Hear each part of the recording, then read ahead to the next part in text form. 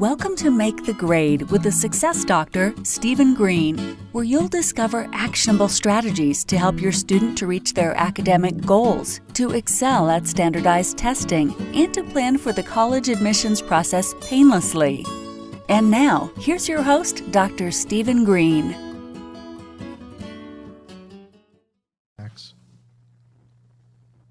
All right. Hey, everybody.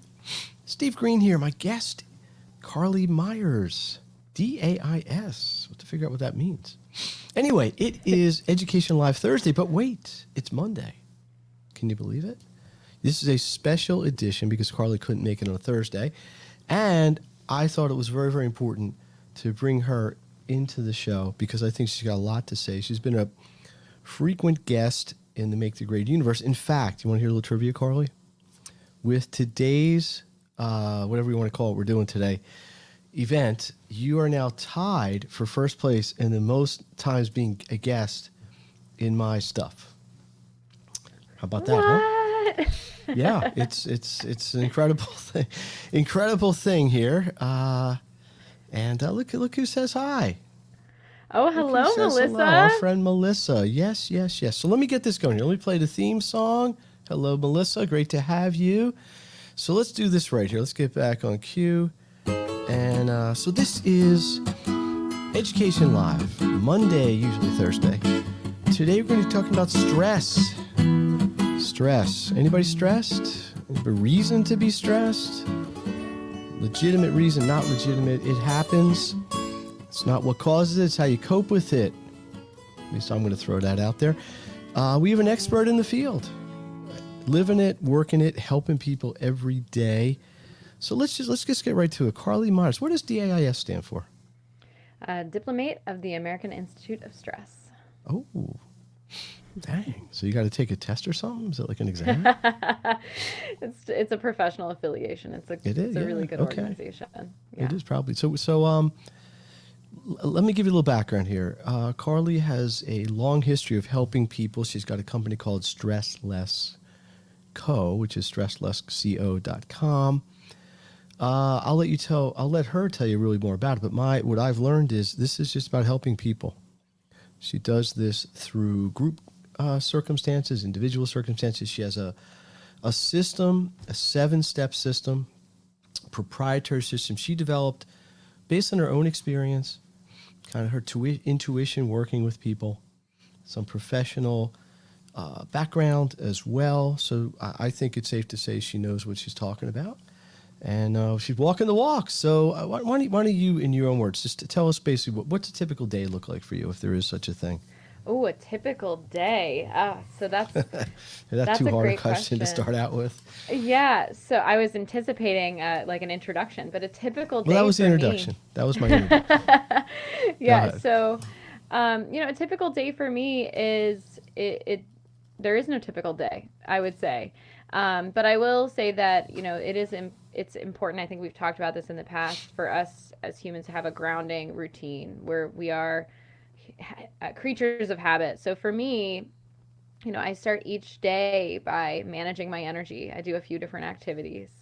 I take breaks throughout the day. Just before this, Facebook Live, before this training, my dog and I went on a walk. And so my typical day, consists of starting and ending and throwing little sprinkles of energy management throughout my day. And then, of course, I'm working with clients. I'm hopping on phone calls, on Zooms, and supporting, a lot of leaders who are exhausted and overworked to not only manage their energy, but also learn those tactical tools so that they can experience more free time, more efficiency and more prosperity themselves.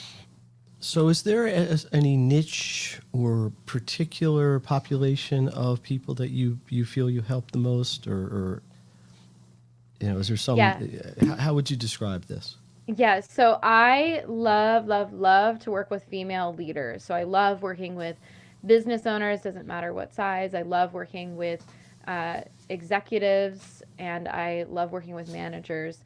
So people who are in leadership positions in their lives. I even work with people who, and leader kind of shows up anywhere, right? So if we're the leader of our families, so those are, as long as you're a leader, you're definitely my person.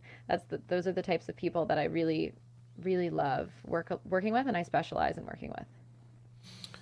So, how long have you been involved in this? When did Stress Less Co. come together? Why did it come together? How did it come together? Where did it come together? The five W's and H of Stress Less Co. What's the story here? Yeah, so we actually started as a business about 5 years ago. Um, and I'm not going to go into my whole story. I think we could go into past podcast episodes or past Facebook Lives as to why I started the company. But the short of it is that I was experiencing my own struggle, and the mainstream approaches that we hear about all the time, therapy, meditation, yoga, changing the diet, hitting the gym, right? All of those things were not working for me. And finally came to a boiling point where I was exploring, and I finally figured out what worked for me. And there was no one size fits all. It's my biggest learning of my life thus far. And yet at the same time, we as humans need structure. And so that's really where my 7-step system ended up being born.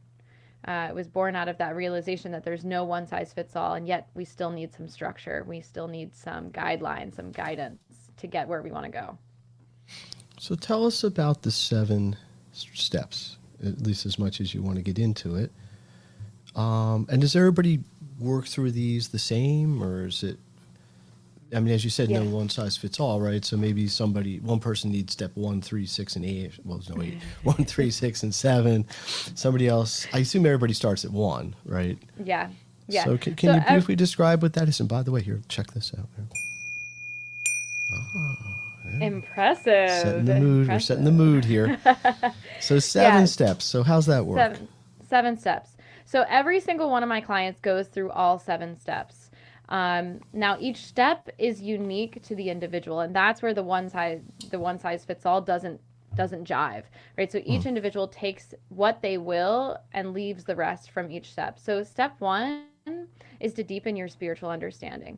And we've talked about this on past episodes, but it's really about being able to have something greater than yourself to hand off the things that are outside of your control, whether it's politics, whether it's coronavirus, whatever it is. Mm-hmm. So that's really, really important. Step 2 is to identify your blocks. So what is really stressing you out? Truly. And then let's go a step deeper and saying, okay, what's beneath the surface? How have I created more suffering? And so you can see how these don't necessarily lend themselves to everyone's going to do the same thing, right? So for me, my block may be a limiting belief around money, as an example. We hear about that all the time. For someone else, it may be their block is a relationship, right? So it could, for each individual, it's very, very different. And it's about getting to, okay, here's the initial stressor. What's beneath the surface? How have I created more suffering for myself? Yeah. Go ahead. Keep going. Oh, I was going to say, I can go through all 7 steps, or we can pause in between each one. That's up to let me take it in this direction for a second, because a large fraction of my subscribers and listeners, and if I can use the word fans, are typically parents, often mothers, women, who have kids in school. And if you are a parent and you have kids in school, by definition, there's some stress comes with that, right? It's just, even when it goes great, you have the best student in the world, there's still things that happen. Is there anything, I mean, anybody can plug into what you're saying, because they can mold it to within your framework. Is there something, if a parent's saying, yeah, like kids constantly stressing me, it's always something. What would you say to someone like that? What would be your first kind of just take a breath? Like, what would be the first entry there? So when we're in fight, flight, or freeze mode, the first thing that goes out the window is our critical thinking. We aren't able to be good problem solvers. We're not able to show up as our best self, the best version of a parent that we could possibly be. So my initial response is to say, let's get you out of fight, flight, or freeze mode. Let's get that critical thinking back so that you can rise into your strengths as a leader, whether that is as a parent or somewhere else in your life. But thinking about that, that's really when we would talk about one of the key practices that we teach at the Stress Less Company, which is creative stress reduction. And that is, any activity that gets us out of fight, flight, or freeze mode and into a state of play or flow, aka rest and digest. And so that can, again, be anything. It can be playing with your dog, it can be going on a walk, it can be gardening, it could be, I have a light bright on my desk, right? It could be adding new light brights to, like, pegs to my little mini light bright. It literally can be anything. And so you do that to get yourself back into rest and digest mode. You get the physiological response down so that there you go. Yes, you got the fidget spinner. 100%. Same thing. Do you really Creative have a stress light bright on reduction. your desk, or were you just saying that? Yeah. Oh, yeah, you missed it. Let me see. Held Let's it see. up. Oh, ooh. See if I can turn it on. I don't know. You can. It's hard to Ooh. tell with the lighting. Yeah. This is a crown. This is my interpretation of a crown with gems on the top. Very geometrically symmetrical. Yes. You Yeah. I might was say playing something about around how with you that. think, right, analyzing it. But so basically, you're talking about a pattern interrupt. So I'm a parent. I'm getting my kids just drive me up a wall. I'm getting angry. We're yelling and screaming. There's got to be something that just breaks that up, and then you can reposition in a better place. Whether it's just, hey, I got to get out of here for 2 minutes, or because we don't Yeah. want people doing. I assume you're going to agree with this. Is going like down the wrong path, like breaking open a bottle of scotch or whatever, because Right. that's just masking the anxieties and not really solving the cause. Yeah, exactly. So, And I would say, right. like, in that scenario, if I were having that conversation with the parent that you're describing, I would say, okay, the first thing that we're going to do together is we're going to create a template, a script for you.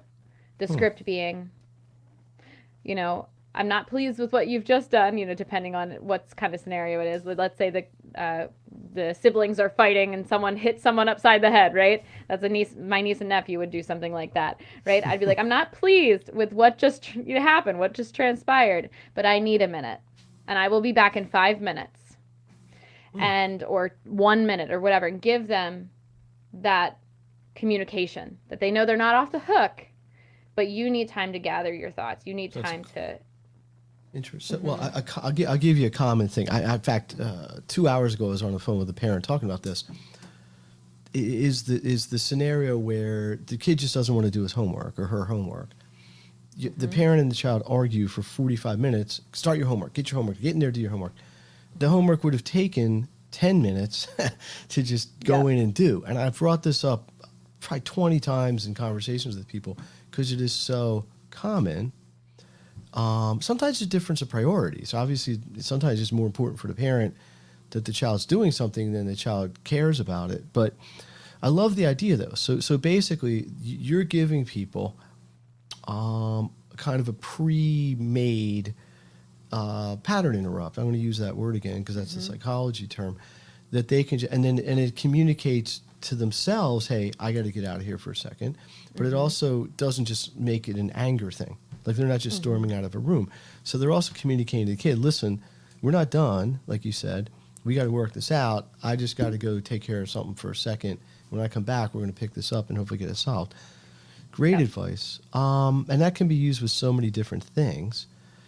And I would say just a caveat there is like, so you would have that written in your phone. You would have that written down because when you're triggered, your brain's going to be like, what was that? I don't even remember because it was you're in a triggered state, right? Critical thinking goes out the window. So if you have to pull it up on your phone, you can read it. You were like, I'm not done with you right now, But the caveat to that after You just you hold the read phone that, up. you're just like, not done, right? But once you do that, that is your cue to implement however long of creative stress reduction you need. So if you said, I will be back in 60 seconds, well, then you've got 60 seconds to implement creative stress reduction. If you got 5 minutes, you got 5 minutes. And so you have to, and you can come back. Let's say you say, I'm going to be talking to you in 1 minute.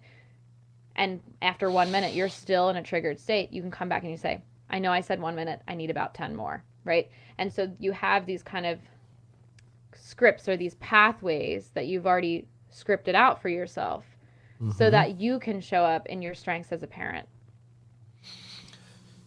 My guest, Carlee Myers, Steve Green here, the Make the Grade Educational Live special edition on Monday. If you're out there listening or watching and you want to make a comment, just type it in. You may have to click on that link, that StreamYard, Facebook link, so we know who you are. But if you have any questions or anything, I'm going to make an assumption here that what changes isn't necessarily the stressors out in the world. It's how people cope with them, right? Mm-hmm. Maybe not I would 100%. say, I mean, some days there's more, but you're never going to live in a stress-free world. right. Hence the brilliance of the name Stress Less. So from a timing standpoint, if somebody's just, is it take a month to get good at this? Or maybe good isn't the right word, but is there an expectation that someone might have, like, hey, I got to get help, or I need to partner with somebody who can get me going in the right direction? Is this like 3 weeks later they're open to cope with it better? 6 months later, a year later? Is it an ongoing thing? What's your take on this? So the work that I do with my clients is a lifetime's worth of work. That's my initial, response to that. However, as you're implementing your learnings, as you're showing up and you're doing the work, you are going to experience relief. You're going to experience change. And I love that you brought up, that there is outside stressors and they're not necessarily going to go away. But the thing that my clients really experience the most is they kind of have this aha about is that there's a lot of stress in our lives that we have control over, that we can get rid of, but we never realized that we have control over or that we can get rid of it. And so the work that I'm doing with many of my clients is to say, how have I, again, that question that I brought up a few times so far is like, how have I created more suffering for myself? How have I, what stressors are in my life that I have control over? And can I start doing something about that? And that's when they start to experience some deep relief. Like that's when the stressors really start dropping. When we start, one by one, taking out those stressors that are totally within our control and addressing them.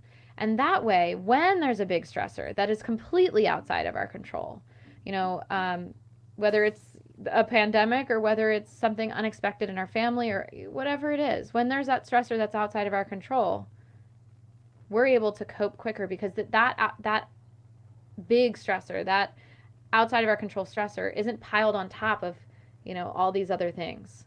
It's just that one that is on our plate. It's that one thing that we need to manage, or that one or two things that we need to manage rather than 15 things. So it's not unlike, I don't know, let's say cardio conditioning where, if you're completely out of shape and you try to run 5 miles, you can't make it a half a mile, but after a while you build up, and your muscles get stronger and your heart gets stronger. So in the same way, your stress coping machinery builds up, and you get better and better at it. Mm-hmm. I'll tell you a quick story. And this was always a good lesson to me. I remember this was years ago. I was at an airport. And we're waiting for the flight, and we're in that gate area. And the stewardess, whatever airline person comes on this and goes, I'm sorry, everybody, but the flight's delayed 30 minutes. And the range of reactions from people were like everything across the map. Some people were like storming up to the desk, screaming and yelling. Some people couldn't have cared less. Some people said, hey, that's cool. I can go over to the bar and have another drink. Some people were like oblivious. It was like a microcosm, I don't know, 150 people in this little area of like all the ranges of ways that people could react to the exact same stimuli. And I get it, it's a half hour, right? But it is what it is. I know some people probably had legitimate reasons to be upset. Maybe they get a connecting flight or something. But the difference of people's reaction was really striking. And at the time, I was taking a class, basically a psychology class that was studying this sort of thing. So it was like this sort of random observational experiment. And it just fit right in. And I never, didn't talk to anybody or anything about it, like in this group, like, why you're reacting this way. But I think this is just sometimes how people are wired. Mm-hmm. Some people were just going to react obviously differently to the same stimulus as other people. which probably exacerbates some of these things or mitigates it depending on what your mindset is. Yeah, or your experience. Yes, right, and what what you've done in the past. Mm-hmm. What would you consider success for somebody that you work with? And I know that's a very gray definition, but if somebody is coming to you and at what point do you think they're making progress, or they're Yeah. more independent? Is there a checkpoint or something, a checklist of something you look for? Yeah, and actually, I do have a checklist, Oh, believe it or not. who would have So, thought? yeah, Yes. so, just to preface this, many people that come to me, um, they're experiencing challenges like they get so involved in their work that they forget to meet their basic needs. Like they're like, oh, I just have to finish this last email. Meanwhile, they've been holding their bladder for the last hour and a half. They're Hmm. skipping meals, or maybe they're skipping meals, and then maybe when they finally eat, they're overeating. So they get so engrossed in their work that they forget to meet their basic needs, or what they're doing. Hmm. Sometimes they find themselves, snapping at loved ones, right? That's when your kid does something crazy, and what's your first reaction? To yell. And so they find that it's really difficult to, in the moment, identify their needs and communicate them. And so when we're talking about, and that's just two examples of a few that could really show up, we're talking about what the successes look like. I would say is one, you're meeting your basic needs on a regular basis. You're remembering to say, oh, I'm going to put a pause on this work so I can go to the bathroom. It takes me 3 minutes, right? Hmm. Um, I'm eating my meals regularly. I'm taking care of those basic needs. I'm also able to communicate with the people around me effectively and efficiently. So that they're able to understand and support me.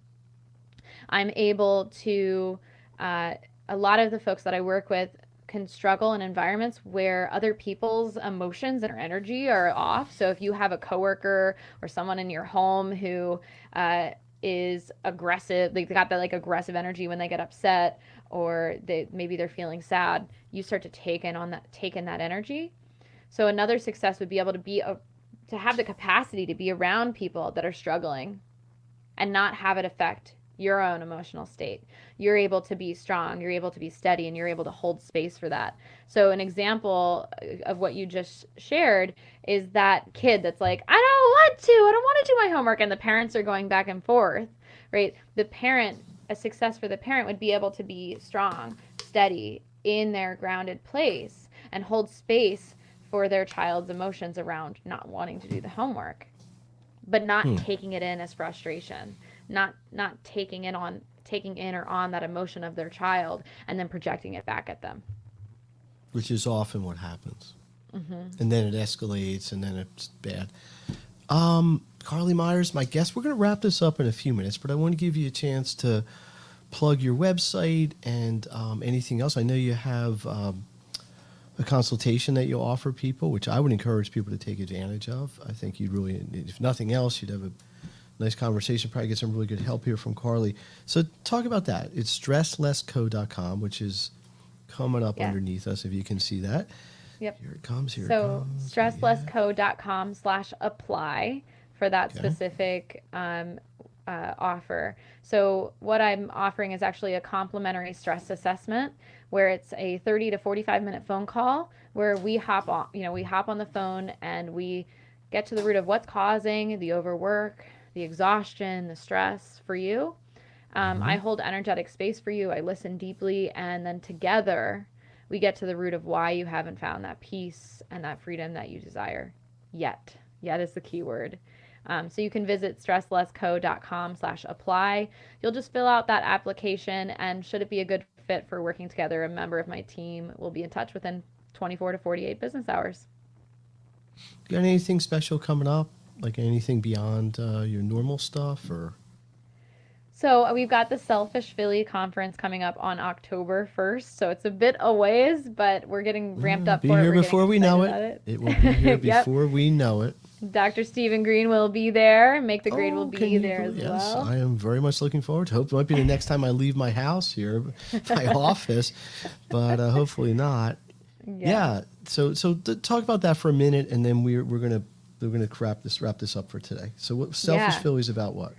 Selfish Philly Is it about being selfish? So it is really about reclaiming the word selfish. So it is the self-care conference for women in Philadelphia, 2021. This will be our second annual conference.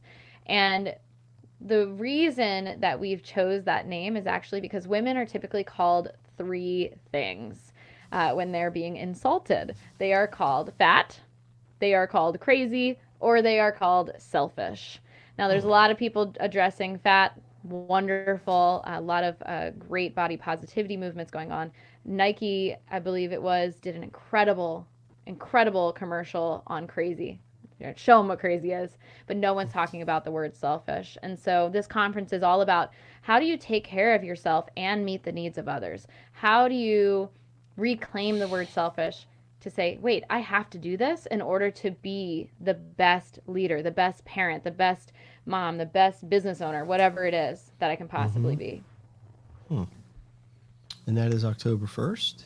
October 1st. It's a the Friday. day-long I event. happen to know that. Yes. Awesome. It's in happening. Center City. It's in Philadelphia. Yep. Wow. And I can make sure that you get the link. But if you search for it on Eventbrite, it should come right up for you. Awesome. Well, let me just plug something here. Thursday, 8 p.m., I will be back with the usual Thursday night live event. This week, my guest is Ken Myers. Ken has a cool service. It's called Apex Leadership Academy. They help teach kids leadership skills. They also bundle that with fundraising and some other positive things. He's got a compelling story and a very motivational kind of person. So I'm looking forward to having him back. This is it. So Carlee, let's do this here. Ready? I like that. I don't want to stereotype the stress movement because I know it's way more than just listening to a Tibetan chime. But sometimes it doesn't take a lot. Like, you don't have to sit there and meditate for 2 hours to do a change of state. Sometimes it's just a couple deep breaths. Sometimes it's just collecting yourself. It's just hard to do when you're in a stressed out, agitated state. You know, I understand that. All right. We're going to wrap it up here.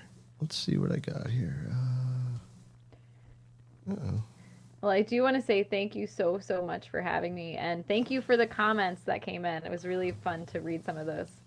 Yes, it's good to see some of our friends out there taking the time to check in. Parents, anybody else listening, if you have further questions for Carlee, I would just reach out. I can get your email or obviously go to stresslessco.com. I'll be back here Thursday night. In the meantime, there's all kinds of things going on in the education world. I'm not going to get into them now. There's been a lot of announcements, a lot of news, a lot of press releases, all sorts of things. If you're taking midterms, kids, good luck. This is a time of year you got to work on your time management and your information management, your planning, and all this sort of stuff. Keep your stuff under control that way. Otherwise, I will see you Thursday. Carlee, thanks again. Tied for most appearances on the Make the Grade live podcast combo. See if you can take the lead at some point before the other two people you're tied with. But it's not a competition. But I'm just throwing it out there. I'm bringing it up mostly because I appreciate how generous you are with your time, and not just with your time, but what you give in terms of value and information, and you know, if it helps anybody. We are both in the business of helping people. And sometimes it happens very subtly, sometimes it happens dramatically, and sometimes you don't know when it's going to happen. And so the more opportunities that I can have, or I can give people, or you can take advantage of, Carlee, everybody else, to do this, I think it just brings the whole tide of happiness up. And that's really my goal. I do it in more of an academic space. Carlee's doing it in more of a personal health space, but we're all really doing the same thing in a way. All right. Thanks again. Let's see if I got anything here.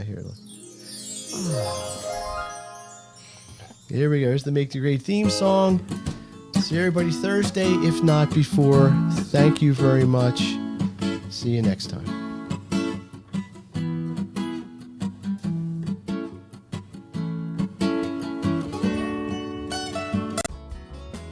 You've been listening to Make the Grade with the Success Doctor, Stephen Green. If you enjoyed this episode, be sure to subscribe. For more resources and support, please visit makethegrade.net.